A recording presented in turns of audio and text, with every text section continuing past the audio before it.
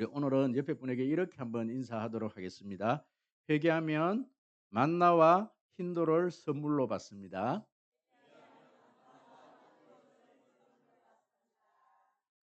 쉽게 해드릴까요?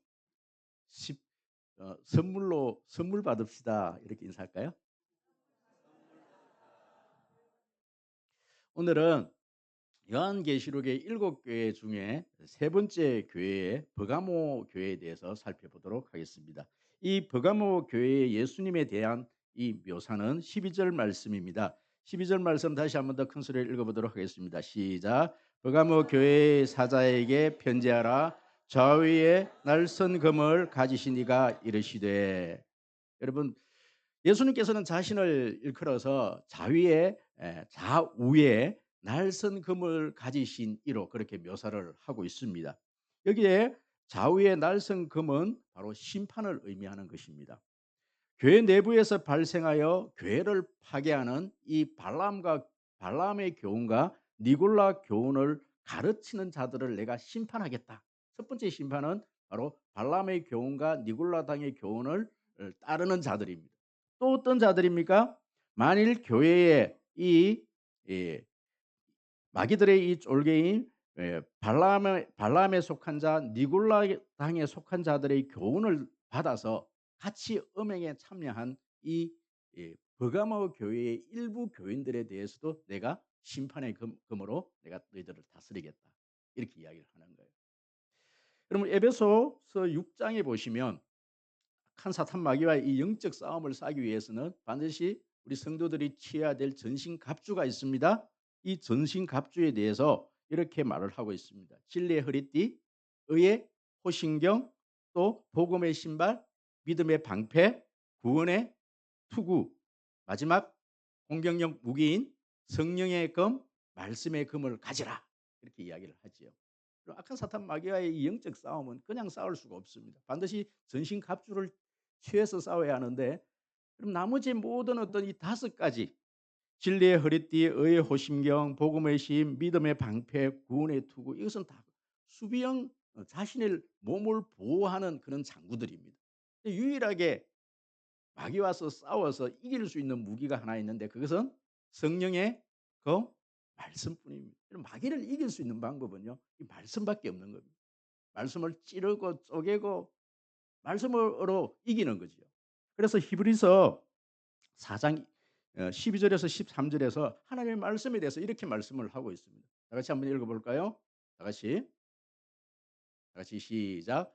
하나님의 말씀은 살아있고 활력이 있어 좌우의 날선 어떤 금보다도 예리하여 혼과 영과 및 관절과 골수를 찔러 쪼개기까지 하며 또 마음의 생각과 뜻을 판단하나니 지으신 것이 하나도 그 앞에 나타나지 않음이 없고 우리의 결산을 받으실 이의 눈앞에 만물이 벌거벗은 것 같이 드러나느니라.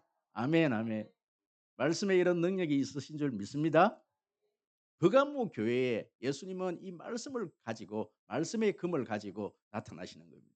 이제 이 말씀은 우리가 이제 설교를 거의 다 듣고 나면 왜 이 버가모 교회에 예수님을 말씀의 금을 가지신 분으로 그렇게 묘사를 하고 있는지 이것은 설교를 다 들어야 이렇게 이해가 되어지십니다. 그래서 오늘은 먼저 살펴봐야 될 내용은 이 버가모 교회에 대한 칭찬입니다. 버가모 교회 칭찬을 하십니다. 13절 말씀 큰 소리로 읽어보도록 하겠습니다. 시작. 내가 어디에 사는지를 내가 아노니 거기는 사탄의 권자가 있는 데라. 내가 내 이름을 굳게 잡아서 내 충성된 정인 안디바가 너희 가운데 곧 사탄이 사는 곳에서 죽임을 당할 때에도 나를 믿는 믿음을 저버리지 아니하였도다. 아멘, 아멘. 여러분, 내가 너희들이 지금 어디에 사는지 내가 안다. 그런데 그곳은 사탄의 권자가 사단이 앉아 있는 제일 높은 자리가 있는 그곳에서 너희들이 살아가고 있다라는 거예요. 여러분, 그렇다면 우리가 여기서 버가모가 어떤 도시인지를 우리가 좀 알 필요가 있습니다. 이 버가모라는 이 곳은요, 바로 동물 가죽으로 만든 고급 양피지를 생산하는 곳입니다. 예전에 이 책을 만들 때 지금은 종이로 다 만들지만 옛날에는요 이 가죽으로 만든 이 양피지에다가 다 책을 만들었습니다. 그렇기 때문에 세계에서 가장 이 시대의 세계에서 가장 큰 도서관은 이집트의 알렉산드리아에 있는 도서관입니다. 두 번째로 이 세계에서 가장 큰 어떤 도서관을 가지고 있는 곳이 이 버가모라는 곳입니다. 그렇기 때문에 모든 인문학의 어떤 뭐 이 당시에 어떤 헬라 철학의 모든 어떤 책들이 여기에 뭐 거의 거진 다 있다고 그렇게 보시면 되는 것이죠. 굉장히 지식이 있는 그리고 문화가 발전돼 있는 그런 도시입니다. 뿐만 아니라 이 버가모라는 이 도시에는요. 모든 신전들을 그냥 몰을 부은 것처럼 많이 있는 곳입니다. 여기서는 보시면은 제우스 신이 있고요. 여신 아테네 신전이 이곳에 있습니다. 술의 신인 디오니소스라는 신의 신전이 있고요. 또 치료의 신인 뱀신을 가지고 있는 아스클레피오스라는 신도 여기에 있습니다. 신전을 완전히 이렇게 몰을 부어 놓은 거예요. 뿐만 아니라 여기는 이 도시가 가장 유명한 것은 뭐냐면은 황제 숭배. 뭐 지금 우리가 살펴봤던 스무나 교회도 굉장히 황제 숭배 때문에 로마의 황제를 숭배하는 그 숭배 때문에 굉장히 지금 어려움을 당했던 교회 아닙니까? 이 버가모 교회가 가장 황제 숭배로 유명했던 교회입니다. 신전들이 너무 절비한 거예요. 여러분 저 혹시 고신대학이 있는 고신대학교 부산에 있는 영도를 한번 가 보셨습니까? 그 영도에 가 보시면요. 완전히 점집으로 완전히 막 점집 위에 신학교가 세워져 있는 것 같아요. 왜 신학교가 이 점집이 많은 이곳에 세워지는가? 점집이 많으니까 신학교가 필요하다는 거예요.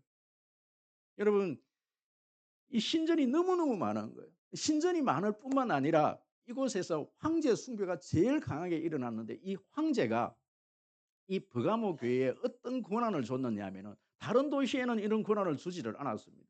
그런데 이 버가모 교회의 모든 로마에 있는 그 어떤 병사들에게는 총독에게는 이 예수 믿는 사람 이 황제를 숭배하지 않는 이 예수쟁이들을 죽일 수 있는 사법권을 준 거예요. 칼을 준 거예요. 그들은요 굉장히 자부심이 있는 겁니다.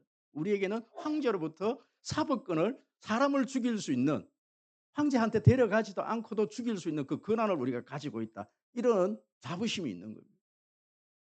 한마디로 말씀드리면 이 버가모라는 이곳은 바로 사탄의 권자가 앉아 있는 겁니다. 권자가 앉아 있는 것이죠. 여러분 요한계시록 13장에 보면 이 요한이가 바다에서 올라오는 두 짐승을 보게 됩니다. 여러분 이 바다에서 올라오는 이 두 짐승이 뭐라고 말씀을 드리던가요? 새벽기도 때? 한 짐승은 로마 황제, 로마 황제. 또 한 짐승은 거짓 선지자. 이 말세 때에 이 요한계시록에 두 짐승이 있는데 이 교회를 괴롭히고 교회에 큰 고난을 준 어떤 두 짐승이 있는데 그 한 짐승이 뭔가 하니까 바로 이 로마 황제 권력을 가지고 있는 시대별로 권력을 가지고 있는 이 어떤 정치 지도자들을 일컬어서 한 짐승이라고 그렇게 표현했고요. 또 한 짐승은요 거짓 선지자들 바로 뭐 교황 같은 바오로 2세 이런 같은 어떤 거짓 선지자들 또 교회 안에서의 어떤 거짓 어떤 사탄 이단들 그런 것들에 대해서 두 짐승을 보게 돼요. 그럼 그렇기 때문에 이 로마 황제의 가장 큰 권력을 가지고 행사하는 도시가 어느 도시? 버가모라는 이 도시란 말씀입니다. 로마 황제의 가장 어떤 그 권력이 팽배하게 그 어떤 그 권력이 이렇게 집행되어졌던 곳이 바로 이 버가모라는 것이에요. 참 힘든 도시이죠. 그럼 이 도시에 무슨 교회가 있다라는 거예요? 버가모 교회가 있는 거예요. 여러분 거기에 보시니까 13절에 보시니까 어, 내가 어디서 어디에 사는지를 내가 아노니 거기는 사탄의 권자가 있는 데라. 내가 내 이름을 굳게 잡아서 내 충성된 증인 안디바가 너희 가운데 곧 사탄이 사는 곳에서 죽임을 당할 때에도 나를 믿는 믿음을 저버리지 아니하였다. 여러분 로마 황제들이 바로 이 황제 숭배를 하지 않는다는 이유로 막 칼을 휘둘 때에 누가 죽었다라는 거예요? 안디바라는 여러분 안디바가 누군지를 이렇게 살펴보니까요. 그 시대 터툴리안이라는 이분이 이 안디바에 대해서 그 시대에 바로 지금으로 말하면 목사님 그때는 감독 영적 지도자가 바로 안디바더라고요. 여러분 교회는요. 교회는 제일 먼저 누가 제일 이렇게 핍박을 당할 때 누가 제일 먼저 핍박을 당하냐면 목회자가 핍박을 당해요. 다음에는 우리 장로님들이고요. 여러분 이 안디바가 순교를 당하는 거예요. 순교를 당할 때 옆에 있는 성도들이 믿음을 지켰다는 거예요. 참 잘한 일이죠. 참 이 버가모는요 굉장히 믿음을 지킵니다. 여러분 사실은 저기 마산에 가면은 지금은 통합측 교회인데 문창교회라는 교회가 있어요. 여러분 이 문창교회는 누가 목회를 했느냐 하면은 주기철 목사님이 목회를 한 겁니다. 일제 시대 때 주기철 목사님이 일제 신사참배를 하지 않는다는 이유로 옥고를 치르면서 감옥에 끌려 갖고 그렇게 순교를 당한 곳 아닙니까? 저기 마산에 가면은요. 거기에 보면 십자바위가 이 주기철 목사님이 기도하는 십자바위가 있어요. 저는 그 옆에 교회 마산 승마교회라는 교회에서 제가 3년 동안 이제 군 생활을 하면서 인제 그 교회를 섬겼는데 사실 이 문창교회 성도들 앞에는요 설 수가 없어요. 얼마나 자부심이 우리는 우리 교회는 주기철 목사님이 순교한 교회, 우리 주기철 목사님이 담임 목사님으로 섬겼던 교회. 여러분 그 어떤 위세, 그 어떤 자부심은요 대단합니다, 대단합니다. 문창교회 여러분 유명합니다. 마산에 가면 문창교회라는 교회가 유명한 교회가 있습니다. 참 좋은 교회이지요. 정말 순교사가 배출한 교회. 사실 우리 송림교회가 이번 여름 수련회를 8월 15일, 16일 1박 2일을 해서 저 정도라는 제 발음 잘 안 됩니다. 정도라는 그 거기에 이제 우리가 1박 2일 탐방을 갈 텐데 여러분 사실은 그 문창교회보다 저는 사실을 보니까 정도에서 문중경 전도사님을 비롯해서 그 교회들 그 일대 여러 교회들이요. 6.25 때 그 순교를 당한 교회들을 우리 성령교회가 이제 이번에 우리 작년들 중심으로 해서 전교인들이 신청하면 제가 뭐 중고등부 학생들까지 다 데리고 갈 텐데 어쨌든 우리 장년들 중심으로 해서 1박 2일 동안 그것을 탐방을 할 겁니다.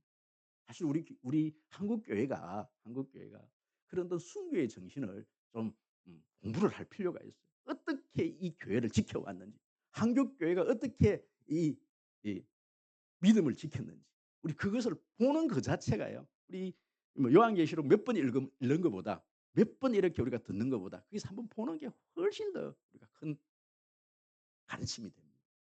여러분 참 이렇게 믿음을 잘 지켰던 교회.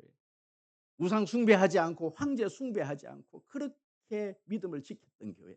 이 문창교회. 문창교회가 아니죠. 이 버그마 교회. 이 버가모 교회처럼 우리 성 버가모 교회처럼 우리 성림교회가 이런 교회 되어지기를 주의 이름으로 축복합니다.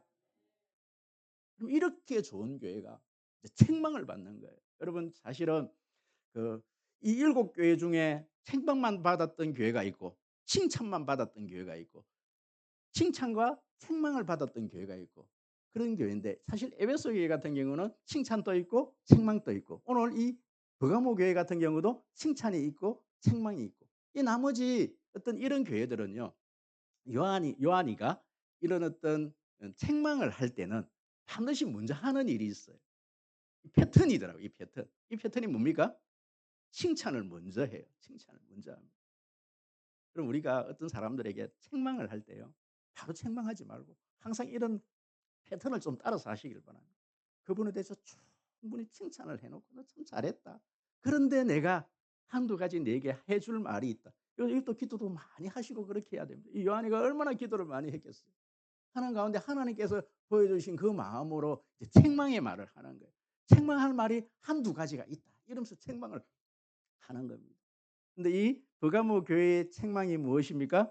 책망은요. 우리 14절 15절 우리 큰 소리로 한번 읽어 볼까요? 다 같이 시작.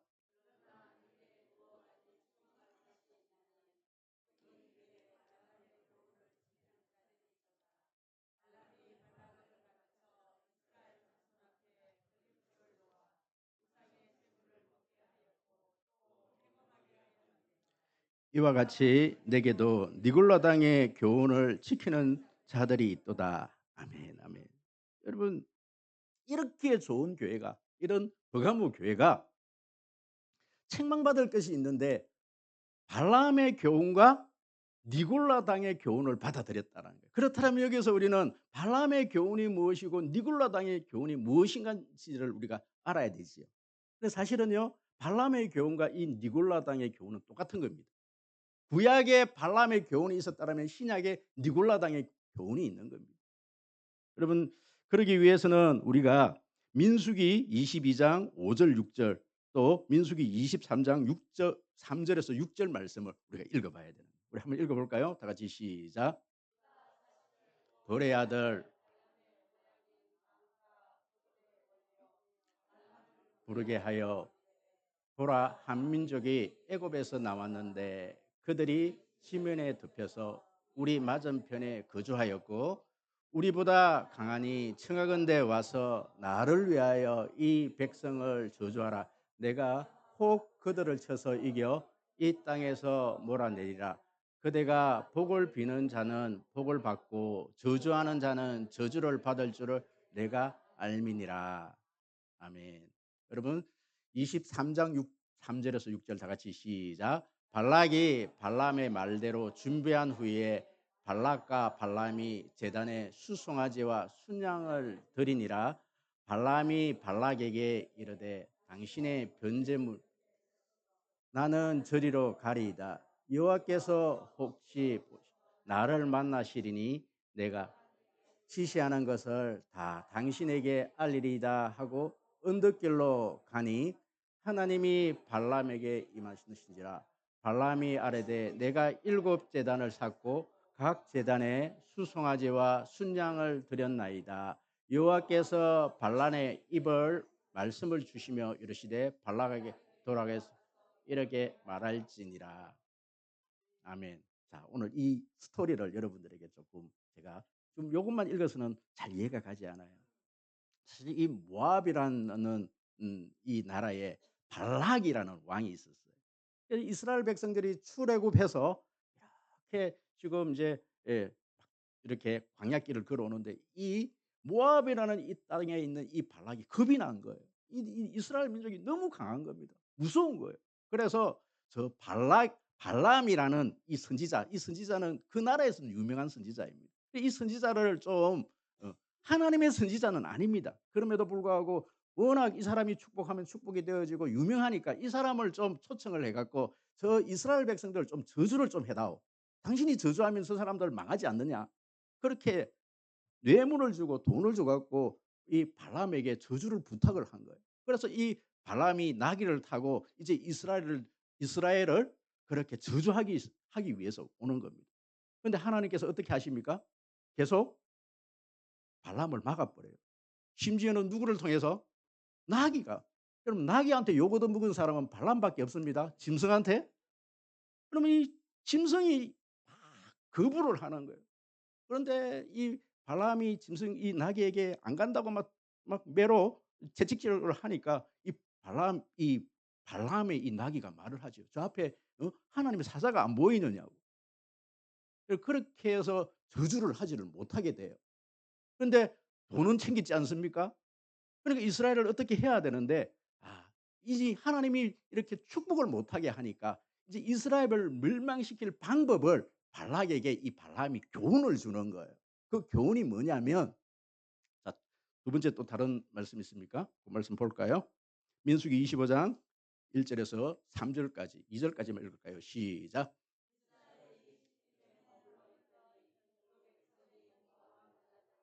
음행하기를 시작하니라. 그 여자들이 자기 신들에게 제사할 때에 이스라엘 백성을 청함에 백성이 먹고 그들의 신들에게 절함으로 이 아무리 축복을 하려고 해도 하나님 축복을 못하게 하니까 방법이 있습니다. 이스라엘 백성들을 무너뜨릴 방법이 있습니다. 저 이스라엘 백성들을 청해 갖고 그들을 위해서 잔치를 배설하십시오. 이 잔치는 그냥 잔치가 아닙니다. 바로 자신의 신들에게 드리는 그 어떤 바알보올이라는 그 신에게 제사를 드리는 그 축제에 참여를 시키십시오. 그리고 난 다음에 뭐 이스라엘 백성들이 그냥 축제에 참석시키면 잔치에 참석시키면은 안 올 사람이 어디 있겠습니까? 이스라엘 백성 남자들을 특히 이 축제에 그 바알보올 제사하는 축제에 참석을 시키라는 거예요. 그리고 그 순서에 따라 그렇게 제사를 드리고 난 다음에는 그들의 어떤 제사법이 뭐냐면 마지막에는요. 이 신전에 이 이렇게 수종을 드는 여인들과 음행을 하는 그것이 이 축제의 어떤 방법이었거든요. 실컷 맛있는 술을 먹고 흥에 취해 있을 때 이제 축제가 무르익어 갈 때 이스라엘 백성들을 어떻게 해라? 여인들을 붙이라는 남자들에게 이스라엘 백성들의 이 어떤 타락을 시키라는 거예요. 그러면은 그들은 스스로 무너진다라는 거예요. 그러면 이스라엘 백성들이 그렇게 했을까요? 안 했을까요? 여기에 남자들이 다 빠져들어가는. 여러분 비느하스 언약 아십니까? 바로 비느하스 언약이 여기에서 나오는 거예요. 텐트 안에서 이렇게 이 모함 여인들과 이 이스라엘 남자들이 그렇게 이 육적으로 타락해 있을 때 비느하스라는 이 제사장이 들어가 갖고 그것을 죽이는, 그리고 하나님의 저주를 끊어내는, 연병으로 많은 사람들이 죽어갈 때 그것을 죽이는, 그것 때문에 하나님께서 이 비느하스에게 그 언약을 주시는 거예요. 이 비느하스 언약이 되어지는. 이게 바로 발람의 교훈입니다. 이스라엘 백성들을 무너뜨리는 방법. 첫 번째는 그 축제에 이들을 초청을 해라. 그리고 그 바알보를 섬기는 그 어떤 제사에 그들을 함께 하게 해라. 그리고 난 다음에 그들에게 여인들을 붙여서 행음하게 만들어라.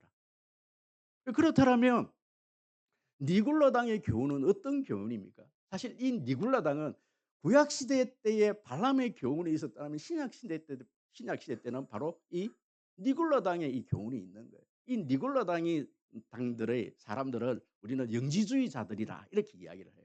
신약 시대 때 우리 신약에 있는 이 교회들이 전부는 아니죠. 많은 교회들이 이 바로 영지주의 이단 때문에 황제 숭배와 이 영지주의 이단들 때문에 큰 고통을 당해요. 여러분 영지주의가 뭡니까? 우리 집사님들 농사 지으신 분들 영지 그러니까 뭔 생각이 나세요? 영지버섯 생각나지 않습니까? 영지버섯이 아니고 영지라는 뜻은 영적인 지식, 영지, 영적인 지식. 그러니까 영적인 일은 선한 것이고 육적인 것은 악한 것이다. 이런 것이 바로 영지주의인 겁니다. 이 영지주의는요 두 극단으로 나타나요. 하나는 극단적인 쾌락주의로 나타나고 하나는 극단주의적인 금욕주의로 나타나요. 우리 학교 학생들이 우리 그 에피쿠루스 학파, 스토아 학파 철학에서 배웠습니까? 설아 배웠나? 에피쿠루스 학파, 스토아 학파 배웠어요? 좀 대답을 좀 해봐요. 이 에피쿠루스 학파들이 대표적으로 대답 좀 해봐요. 여 에피쿠로스 학파들이 대표적으로 쾌락주의, 스토아 학파는 금욕주의. 철학이 그렇게 가는 거예요. 이 에피쿠로스 학파들이 바로 쾌락주의 아닙니까? 영적인 것은 다 선한 일이고 이 육적인 것은 다 악한 것 아무것도 아니니까 이 육적인 것은 아무것도 해도 아무렇게도 해도 된다라는 거예요. 타락의 길로 들어가는 거예요. 음행을 하고 자기 멋대로 더럽혀도 아무 상관이 없다. 왜요? 영적인 것만 선한 거기 때문에. 영적으로만 깨끗하면 되니까. 그런데 금육주의자들은 아니다. 우리가 깨끗하게 살아야 되지. 완전히 이 세상의 것들은 너무나 악하고 속된 것이기 때문에 이 세상의 것을 완전히 끊어버리는 거예요. 그리고 수도원에 들어가고 그냥 기도 생활만 하고 말씀 생활만 하는 거예요. 두 극단으로 나타나는 거예요. 사실 저는요. 제가 중학교 때 제가 처음 예수를 믿고 제가 이 영지주의 어떤 이런 어떤 믿음에 제가 좀 영향을 좀 받은 것 같아요. 너무 이렇게 하나님을 깊이 체험을 하고 나니까요. 이 공부가 하기 싫은 거예요. 공부가 무의미한 거예요. 기도하는 것만 좋고 교회 들어와 갖고 찬송하는 것만 좋고 학교 가서 공부가 하기 싫은 거예요. 이거 이제 이 이원론, 영지주의 대표적인 어떤 부작용으로 드러나는 겁니다. 그럼 그렇지 않아요. 그럼 공부도 중요하고요. 또 이 육적인 우리 노동 이런 것도 중요한 겁니다. 두 극단으로 나타나면 안 되는 것이죠. 그런데 이 지금 보십시오. 이 니골라 당들이 자기의 어떤 이 니골라 당 이 영지주의의 어떤 사상을 딱 받아들이고 나니까 딱 맞아떨어지는 게 뭡니까? 이 쾌락주의로 가버리는 거예요. 쾌락주의로. 아예 육적인 것은 아무것도 아니다. 교회 안에서도 영적인 것은 기도는 하지만 육적인 것은 아무 문제가 없기 때문에 이런 어떤 음행을 해도 아무 상관도 없다. 그러니까 이 니골라 당의 어떤 이 생각들을 그대로 받아들여 갖고요. 그들이 그들을 받아들이는 거예요. 니골라당의 이 영지주의자들의 생각들을 그대로 받아들여 갖고 그들도 수용하지만 그들 역시 그런 삶을 살아가는 일부가 있었다는 거예요. 그리고 앞에서 이 니골라 이 버가모 교회는 앞에서 굉장히 순교를 한 교회지 않습니까? 그렇기 때문에 굉장히 믿음이 경건한 사람들도 있는 겁니다. 근데 이 사람들이 그 잘못되어서 그랬고 그들을 못하게 하고 제재하는 것이 아니라 은근슬쩍 그들을 어떻게 했다라는 거예요? 쑥 받아들여 줬다라는 심각한 문제가 일어난 거죠.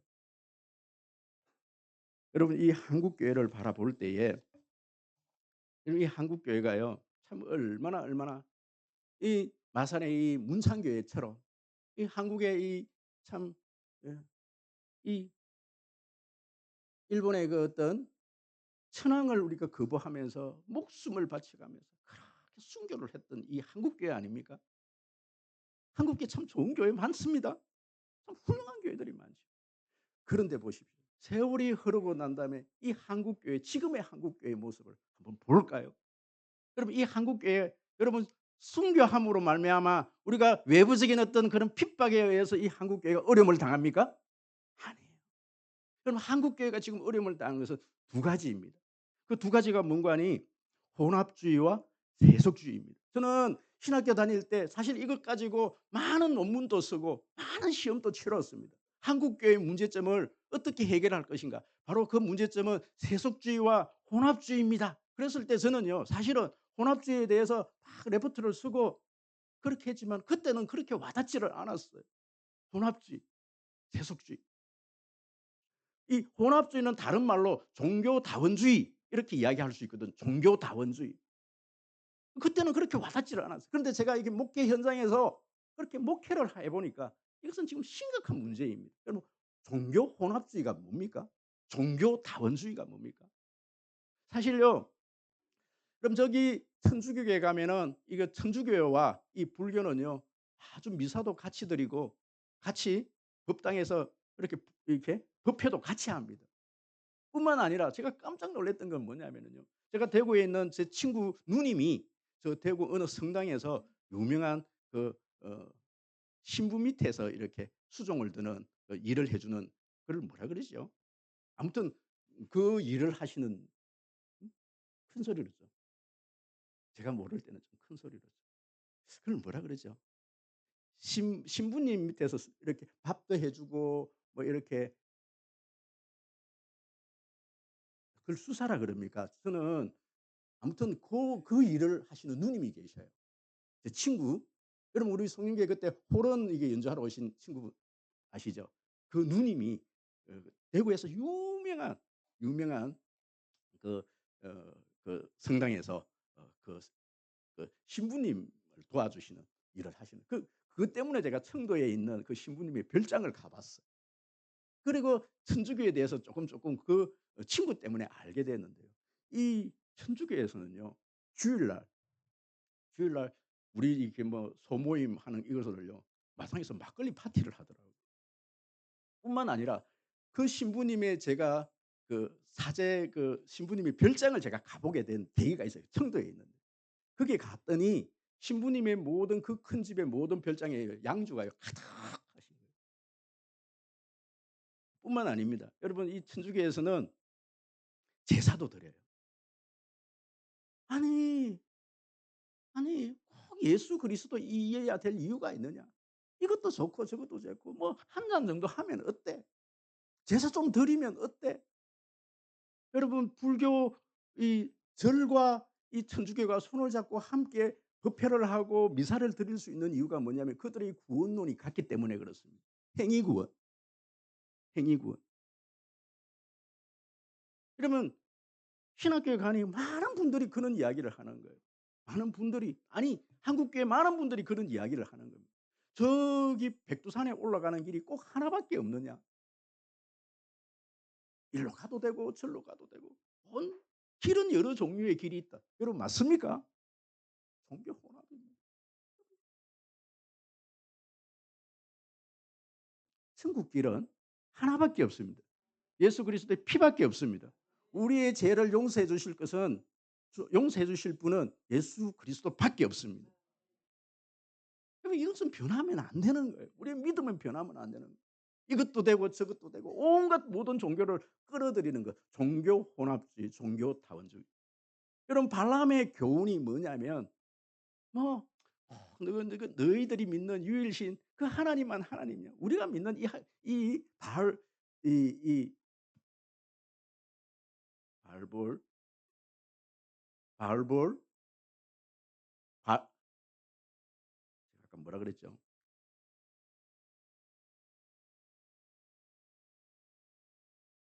순간적으로 또 잊어버리네.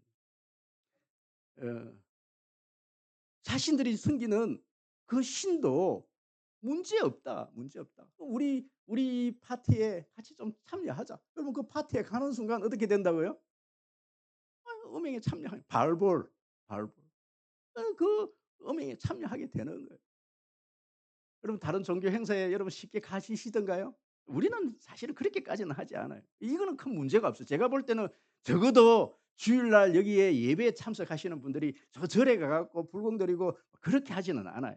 그렇지 않습니까? 뭐 천주교 가 갖고 같이 미사 드리고 이곳에 오고 같이 두 개를 동시에 섬기고 그러지는 않아요. 그럼 문제는 뭐냐면요. 세속주의. 은근슬쩍 들어와 갖고 괜찮다. 이것쯤은 괜찮다. 여러분 이 세속주의에 가장 물들어 있는 교회가 신약에 있는 교회가 어느 교회인가 하니까 고린도 교회입니다. 여러분 고린도 교회를 한번 볼까요? 고린도 교회 한번 읽어 볼까요? 고린도전서 5장 11 절에서 13절 말씀. 우리 큰 소리로 한번 읽어 볼까요? 다 같이 시작.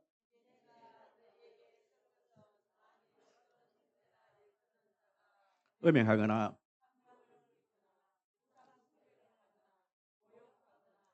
술 취하거나 속여 빼앗거든 사귀지도 말고 그런 자와는 함께 먹지도 함이라. 밖에 있는 사람들을 판단하는 것이야 내게 무슨 상관이 있으려마는 궤 안에 있는 사람들이야 너희가 판단하지 아니하랴. 밖에 있는 사람들은 하나님이 심판하시려니와 이 악한 사람들은 쫓으라. 그럼 이 지금 고린도 교회가 지금 뭘 얘기합니까? 밖에 있는 사람들에 대해서 얘기하는 것이 아니라 지금 교회 안에 있는 너희들은 지금 무슨 문제가 있느냐면은 음행하거나 탐욕하거나 우상 숭배하거나 모욕하거나 술 취하거나 속여 빼앗거든 사귀지도 말고 이런 문제가 지금 고린도 교회 안에 있다라는 거예요. 술 취하는 문제, 술 문제를 아주 쉽게 그렇게 받아들이는 고린도 교회. 송사 문제, 서로 돈 빌려주고 돈 못 갚고 해 갖고 이것을 안에서 해결하지 못하고 어디까지 나갔다? 세상 밖에까지 나간 겁니다. 여러분 이 고린도 교회에서 가장 큰 문제가 무슨 문제인지 아십니까? 두 가지로 말씀드리면요. 바로 성적 타락입니다. 세상 밖에서도 없는 부모의 그러니까 아버지의 다른 어떤 여자에게서 낳은 자녀, 그 자녀들을 범했다라는 이 얘기를 하고 있는 거예요. 세상 밖에서도 없는 그런 음행의 문제가 지금 고린도 교회 안에 있는 거예요. 여러분 고린도 교회의 가장 큰 문제가 뭐냐면은 당파 문제, 당을 짓는 문제. 아볼로파, 게바파, 바울파, 그리스도파 서로서로 당을 지고 싸우는 문제가 이 지금 고린도 교회 안에서 지금 일어나고 있는 거예요. 이게 세속화입니다. 세상의 어떤 논리가 교회 안에 들어가고 그 논리대로 이 교회가 잠식되어지는 거예요. 여러분 교회는요. 밖에 의해서 내부적인 어떤 환란과 핍박에 의해서 지금 교회가 한국 교회가 지금 무너지는 게 아닙니다. 교회는 지금 내부적인 어떤 성적 타락. 여러분 한때 한국 교회 이 목회자들이요. 이 성적 타락 문제 때문에 심각한 어떤 문제가 일어나지 않았습니까? 여러분 어제 인터넷에서 보니까 어느 성가대에서 이 이 남자 이 뭐 이렇게 지지자하고 여러 남학생이 어떤 여학생을 이렇게 살인 이게 성적인 어떤 그 문제 때문에 살인까지 했더라고요. 교회 안에서, 교회 안에서. 지금 우리 성민교회는 제가 볼 때는 아직까지 이 정도까지 심각하지는 않습니다. 하지만 교회가 1,000명, 2,000명 이렇게 교회 사실 제가 크는 교회에서 계속해서 뭐 근 20년 가량 그렇게 목회를 하는 도중에 제가 상담을 하고 제가 그 문제를 해결한 것만 해도 여러 건입니다.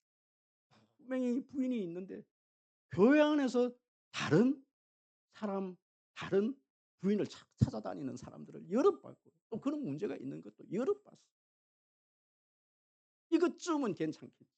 그럼 지금 이거 발람의 교훈과 니골라당의 어떤 이 교훈을 그대로 받은 한국 교회가 이것 때문에 지금 이제는 한국 교회가 지금 무너지게 돼 있는 거예요. 외부적인 어떤 어려움이 아니라. 그럼 우리들에게는 무슨 문제가 있습니까? 이것쯤이야. 그럼 혹시 몰래 몰래 숨겨놓고 그냥 이것쯤이야. 그러면서 여러분 죄를 짓고 있는 그런 문제들은 여러분 없으십니까? 철저히 자신들을 돌아보아야 합니다. 이 버가모 교회에 예수님께서 하시는 말씀 16절 다 같이 시작. 그러므로 회개하라. 계시록 2장 16절 다 같이 시작. 그러므로 회개하라. 그리하지 아니하면 내가 내게 속히 가서 내 입의 금으로 그들과 싸우리라. 아멘 아멘. 여러분 회개하라 회개하라. 여기서 회개하라는 뜻은 뭐냐면요. 사실 에베소 교회가 회개하는 회개와 버가모 교회가 회개하는 회개는 달라요. 똑같이 회개하라 그래요. 에베소 교회도 이 요한이가 회개하라 그럽니다. 그런데 에베소 교회가 회개를 해야 될 일은 무엇입니까? 첫사랑에 잃어버린 첫사랑을 회복하는 데 대해서 굳어져 있는 율법과 모든 전통에 굳어져 있는 그것을 회개하면서 첫사랑을 회복하기 위해서 회개하는 겁니다. 여러분 이 버가모 교회가 회개해야 될 회개는 무엇입니까? 심각한 세속주의. 혼합주의. 제가 볼 때는 종교다원주의 때문에 지금 크게 어려움 당하지는 않아요. 우리가 지금 절에 가거나 뭐 저기 천주교에 가갖고 막 이렇게 미사를 드리고 이중적으로 그렇게 우상을 섬기지는 않아요. 제가 볼 때는 그렇습니다. 그렇지만 지금 한국교회의 문제점은 너무너무 세속화되어 있다는 거예요. 세상과 이 교회가 전혀 구별이 없다라는 거예요. 전혀 구별이 없다라는 거예요. 밖에 나가도 전혀 예수 믿는 사람이 구별되어지지 않는다는 게 문제예요. 이것을 뭐 하라? 회개하라. 그렇지 않으면 첫 번째 예수님이 이 버가모 교회에 좌우에 나리설 금을 가지신 분으로 그렇게 자신을 그렇게 묘사한 것은 첫 번째는 누구를 심판하시겠다고요? 발람의 교훈과 니골라당의 교훈을 따르는 자들, 그들을 내가 심판하겠다. 내가 먼저 그들을 내가 칼로 도려내겠다. 두 번째는 그것을 은근슬쩍 받아들이면서 나도 그렇게 동화되어서 그렇게 살아가는 우리 성도들의 1차적으로는 이 버가모교회 성도들에 대해서는 내가 가차없이 칼로 내리치겠다. 오늘날 한국교회에서 지금 송림교회 안에도 이런 문제에 대해서 그렇게 가감없이 그냥 은근슬쩍 받아들이는 성도들에 대해서 내가 가감히 칼로 내리치겠다. 그 얘기를 지금 하고 있는 거예요. 그렇다면 네가 회개를 하면 하나님께서 우리에게 선물로 주시겠다고 하는 선물을 두 가지를 주시겠대요. 이 버가모 교회는 무엇과 무엇? 우리가 인사를 그렇게 했습니다. 하나님께서 선물을 주십니다. 첫 번째 선물은 감추어졌던 만나를 주시겠다. 또 한 가지는 흰돌을 주시겠다. 여러분 이 흰돌에 대해서는요. 주석에서 한 7가지로 그렇게 해석을 하고 있어요. 근데 저는 오늘 제가 판단했을 때 가장 가깝다고 생각하는 두 가지를 말씀을 드리려고 합니다. 먼저 감추어진 이 만나에 대해서 말씀을 드립니다. 사실 감추어진 만나. 사실 이 만나는 이스라엘 백성들이 출애굽을 해서 40년 동안 이 광야에서 먹었던 하늘 양식입니다. 하늘 양식입니다. 우리가 이 세속을 이 세상을 받아들이는 이유가 뭡니까? 이 세상에서 먹을 것 때문에 그런 거 아닙니까? 적당히 이 세상과 타협하는 이유는 뭐냐면은 내가 그렇게 하지 않으면은 내가 먹고 사는 게 힘들기 때문에 적당히. 여러분 주일 성수도 마찬가지 아니겠습니까? 내가 먹고 사는 문제 때문에 그 문제 아니겠습니까? 그렇지만 네가 그것을 끊어버리면 네가 철저히 나를 의지하고 응? 나를 붙들면 내가 하늘 양식으로 내가 너희들에게 먹여줄게. 먹고 사는 문제 세상 좀 끊어버려라. 세상 좀 끊어버리면 내가 만나줄게. 하늘 양식으로 채워줄게. 여러분 이 세속을 끊어내시는 여러분 되시기를 축복합니다. 두 번째 흰돌은 뭐냐? 7가지로 그렇게 주석에서는 설명을 하지만요. 이 흰돌의 의미는 이렇습니다. 이 큰 어떤 잔치집에 사실 이게 지금 잔치하고도 연관이 되어지지 않습니까? 큰 잔치집에 이 흰돌은 이 흰돌을 가져가야 지금으로 말하면요. 초대장인 겁니다. 초대장. 이 흰돌을 가져가야만이 잔치집에 들어갈 수가 있는 겁니다.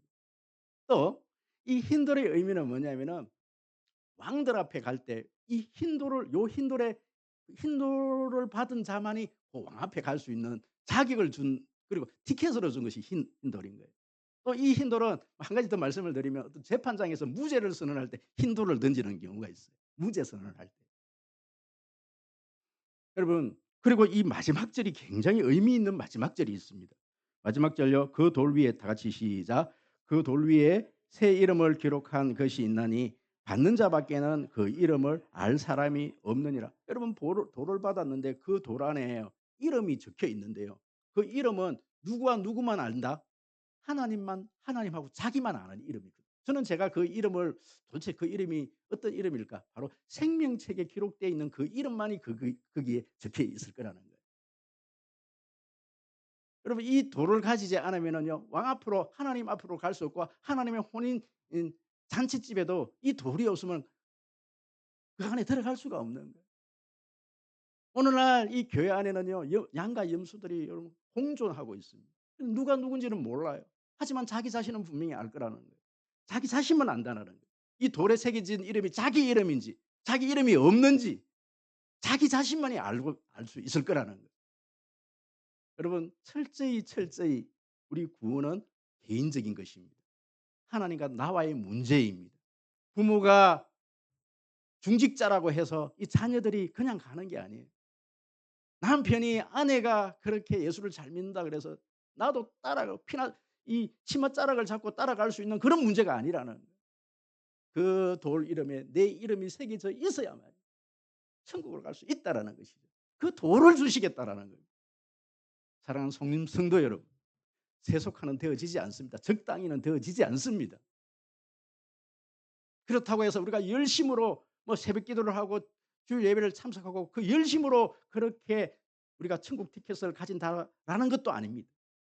우리의 믿음이 진짜이어야 합니다.